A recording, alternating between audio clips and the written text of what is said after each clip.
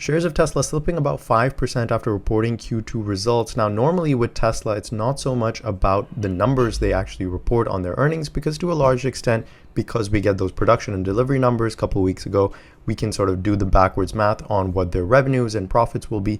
It's more so about what Elon Musk gets on the conference call and tells the analysts, tells the investors what kind of convincing he can do in terms of painting a bright future for Tesla. On this conference call, wasn't able to fully convince the analysts as to why they should continue bidding up a stock worth nearly $1 trillion that's putting up just $20 billion of quarterly revenue and maybe is eking out any marginal amounts of profits. We'll talk about not just the report, but also a little bit about the conference call, and then we'll, as always, jump into the technicals. This one continues to chop around sideways and move in an uptrending channel. Technically, actually, shares of Tesla looking quite good and could present some attractive opportunities. Hey guys, hope you're doing well out there. It's time to jump into shares of Tesla. And year to date, you've thrown your Tesla in reverse as you've gone down roughly 18%. Over the past 1 year though, you are still up close to 35%. I mean, with a name like this, you should know by now it is a high beta name, tends to swing quite wildly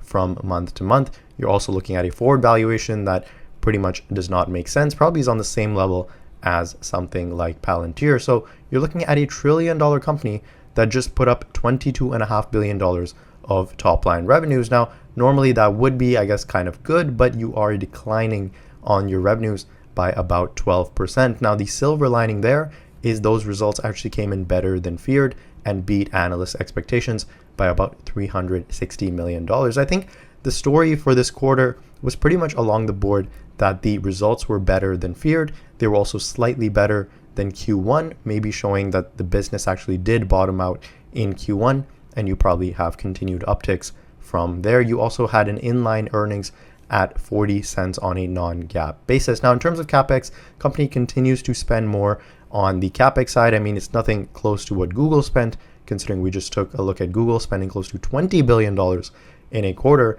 Tesla spending about $2.5 billion on CapEx. That is meaningfully higher than their previous quarter, and especially I think compared to last year is also significantly higher. And what that does is it brings down your free cash flow, especially for a company like Tesla that isn't able to grow their operating cash flow at least year over year. Now, you had your growth rates on that revenue side come in again slightly better than feared at just declining about 11%. And then in the upcoming quarters, you are anticipating to get back to maybe flattening out on the revenues.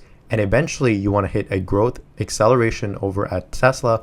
Don't know if that will come because you do have some challenges as it relates to the EV credits being removed at the end of September. And speaking of those EV credits, I mean, you are seeing registrations in the all-important state of California down about 21% in Q2, and that's never a good sign. Look, California is a huge, probably the biggest market for Tesla. In fact, they have a pretty good market share in California. I believe in California itself, they have about an 8.8% market share. And so that's a pretty big state where you are seeing those registrations decline by about 21%. That's all at the same time where you're seeing demand for hybrids up about 54%, and you're also seeing gas and ICE vehicles remain dominant at about 57% market share. So you are seeing Tesla lose ground in the important region of California. Some of that, of course, has to do with kind of the route Elon Musk has taken, but you also are seeing maybe the hit from tariffs, and then of course the fact that you're going to see those EV credits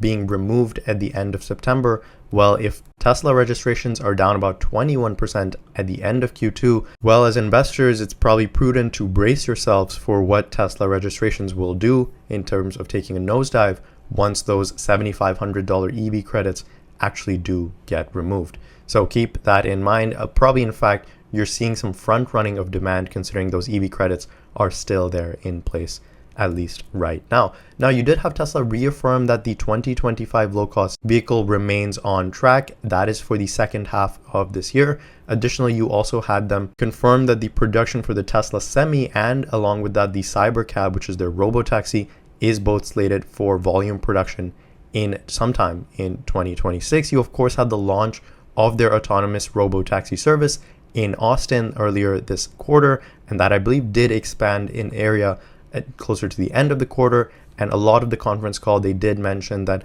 they're looking for regulatory approval in different regions. Of course, probably San Francisco is next. You also will have Florida and Nevada come online relatively soon. And then I think you had Elon Musk mention that they're planning to address roughly half the population of the US in terms of robotaxi by the end of this year. So again, a lot of that has to do with regulation, but I think even if you get really, really smooth regulation for a company like Tesla, I mean, scaling up to that level just seems sort of far-fetched, at least at the current time. Certainly, if there's a company that's able to do it, it would be Tesla. So for now, we just have to wait and watch. But currently, they are sort of being held back in terms of regulatory approval. Also, that's affecting sales over in Europe, as well as Elon Musk mentioned that they don't actually have even supervised FSD approval over in Europe. And so once they do get that, that should help EV sales over in Europe. And then similar story essentially over in China, where government and regulation sort of holding the company back. So again, the story over at Tesla right now remains the humanoid robot, remains autonomy, remains robotaxi, to a lesser degree remains the energy and storage business. And if you continue to look past these sort of early stage flaws over at this company, and you continue to have a longer term horizon, longer term outlook, and you continue to believe though that the execution will certainly take place over at Tesla, well then I think you continue to have belief in this name and continue to believe that it'll eventually become the most valuable company in the world. But for now, it is certainly a long way from there, especially considering the fact that you're seeing your auto revenues decline 16% year over year. Again, it is better than Q1 that we saw, and maybe that was the bottoming out of the business, and you are seeing sequential growth on that revenue side. But again, year over year, you're seeing those delivery numbers that we saw a couple of weeks ago are declining. That's hurting your auto revenues. What's otherwise surprising is you are seeing declines on your energy generation and storage business. This business remains relatively healthy for this company over the past couple of quarters. The fact that you're seeing that business plateau quarter over quarter and actually decline year over year isn't actually a great sign. You do have the services business continue to make up for a little bit of that at now a $3 billion run rate. In fact, it's now past your energy generation and storage revenue. So you do have some bright spots in energy, in services, but the energy business actually remaining relatively weak. That's not a great sign. On top of that, the decline in revenues is absolutely going to affect your gross profit and gross margins. Those continue to decline year over year. But like we said, you're seeing sequential tick ups, and that is probably helping out investors or easing investors just a little bit that maybe Q1 was in fact the worst over at Tesla. Now, from a balance sheet perspective, I mean, things look still pretty good over at this company. It's no longer the Tesla of 2015 or even 2020 where there were some bankruptcy risks. Right now, you're looking at a company of $36 billion in cash and equivalents. And despite the choppiness in the environment and tariffs and increasing prices and decreasing prices, the company is actually doing a relatively good job managing the inventory. You see, last year was at roughly $14 billion. This year at roughly $14.5 billion worth of inventory. So despite, again, the challenges in the environment and maybe demand falling off a cliff, company doing a very nice job maintaining and managing that inventory on their vehicles. And then from a liability perspective, you got total liabilities at about $60 billion. And in fact, you have more current assets than that on the balance sheet. So again, from a balance sheet perspective, it's no longer a bankruptcy risk, at least at the current time. And even during Tesla's worst time, they're still able to print positive free cash flow, positive operating profits. And so that's certainly a good sign over at this business. And from a cash flow perspective, you got $2.5 billion of operating cash flow in the most recent quarter, down from $3.6 billion same time last year. Like we said, CapEx continues to go up from 2.2 up to call it $2.4 billion. Doesn't leave them with a lot of free cash flow. Now this company isn't buying back stock, isn't paying you a dividend, isn't like doing all those shareholder friendly things. They're simply just trying to invest back in the business, which again, I think is the right move, at least for now, for Tesla.